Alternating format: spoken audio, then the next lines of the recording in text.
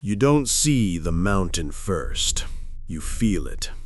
It's a weight in the chest, a thickening of the air that has nothing to do with the altitude. Potosí sits at 4,000 meters. The sky should be thin, clear. But here, the sky is a bruised ochre. It smells of old copper and wet stone. The animals know.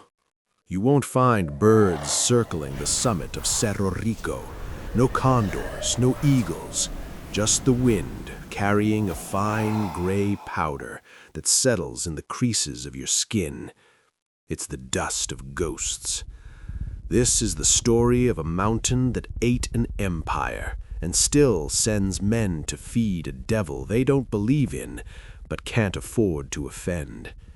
It's a tooth rotted from the inside out, and it hasn't finished its meal. The entrance to the mine is a mouth, a narrow, dark gash smeared with fresh llama blood. They call it a blessing. To me, it looks like a warning. Inside, the temperature climbs. It's a clammy geothermal heat, 30 degrees Celsius even in the dead of winter. The air tastes sweet, not like sugar, like arsenic. In 1545, the earth began to weep silver. The Spanish called it a miracle. The locals knew better. They called it the Mita, the turn. It was a ledger of souls. Think of a man named Mateo, 16th century, dragged from his village, tied to a line of 500 others. He went into the dark and didn't see the sun again for 6 months. He slept in the tunnels. He ate in the dust. Some say 8 million men like Mateo went into that mountain and never truly came back. They were turned into coins to pay for wars they never understood. Today, the mountain is a hollow shell. 20,000 tunnels, a sagging Swiss cheese of rock. A summit is sinking, dropping inches every year. The earth is tired of being hived. So what do you pray to when God doesn't follow you underground? Pass the threshold, and the cross loses its meaning. This is the domain of El Tío, the uncle. He sits in the dead ends and the alcoves, a figure of clay and stone, bulging silver eyes, horns, a mouth that is always open. He isn't a god, he's a landlord, and the rent is due. Tuesdays and Fridays, the Challa. The miners don't worship him because they love him. They do it because they're terrified. They put a lit cigarette in his mouth. If it burns to the filter, he's listening. They douse him in puro, 96% alcohol. They drink with him until their eyes are as red as the mountain. They ask for a rich vein.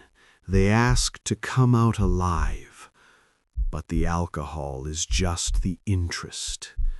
Every August, they slit the throats of llamas at the entrance. They smear the blood on the drills. They bury the beating heart at the uncle's feet. They believe his bloodlust must be satisfied with the beast, or he will take a man in a cave-in. He creates the silver. He mates with the mountain to produce the veins. But he is a jealous lover. The mountain doesn't just take the blood, it takes the breath. Silicosis, mal de la mina. It turns the lungs to stone. Most miners don't see 40. They die wheezing, trying to cough up the very mountain they spent their lives hollowing out. The old miners dreamed of La Veta Blanca, the white vein. A streak of silver so pure it looked like frozen lightning. They said it was guarded by a spook who demanded a soul for every ounce. Today, the plateau has a different white vein: cocaine.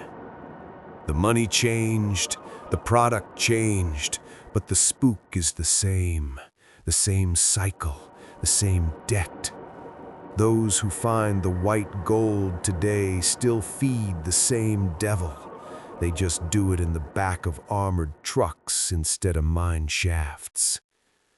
The debt is never paid, it's just refinanced. Different coins, same blood. The mountain is hollowing out. One day, the tooth will crumble. The city of Potosí sits right in the path of the collapse. The undersea will finally have its greatest feast. If you ever see that red peak on the horizon, don't look for the wealth. Look at the ground. Look at the dust. And if you hear a voice in the wind telling you the treasure isn't for you, believe it.